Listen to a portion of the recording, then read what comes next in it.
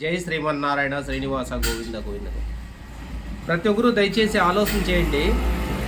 మీ లైఫ్ని మీరు మర్చిపోయి ఎవరి కోసమో రాత్రింపొగలు కష్టపడేది, రాత్రింపొగలు సంపాదించేది, ఎత్తిపెట్టేది జీవితం అంతా ఎత్తిపెట్టేది.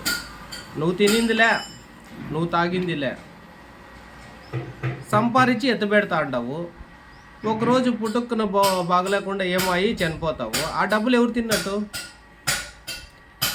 మనిషి అన్ని స్వార్థాలు ఉంటాయి, కానీ తన గురించి తనకు స్వార్థం మాత్రం దయచేసి ఉండదు. అదొకటి గుర్తుపెట్టుకోండి, బాగా ఆలోచించేటి విషయాన్ని. ఎందుకు చెప్తానంటే, సంపాదిస్తావు, సంపాదించిన తర్వాత ఏం చేయాలా? నీ భార్య లేదా నీ భర్త, ఇంతవరకే ఉండాలి సబ్జెక్టు. నా పిల్లలు, వాళ్ళ పిల్లలు, నా అల్లుళ్ళు, నా కోడళ్ళు, నా మనుముళ్ళు, నా మనుమరాళ్ళు, నువ్వేంది తినేది? నువ్వేంది బతికేది భూమి పైన? ఆఖరికి వాళ్ళంతా ఏం చేస్తారు లాస్ట్ పొజిషన్లోనే తెలుసు కదా.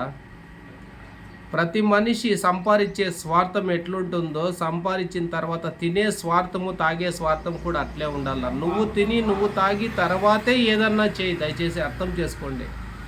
అది మానుకొని రాత్రింపొగలు కష్టపడి అదేమో పాస్పోర్ట్లోడు ఎత్తి పెడితే, అదేమో పొండలేనోడు ఎత్తి పెడితే పాస్పోర్ట్ లోడు పోయి తినిపోయనే పరిస్థితికి వస్తుంది.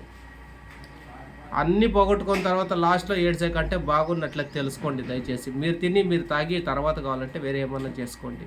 అర్థం చేసుకోండి పెద్దోళ్ళందరూ.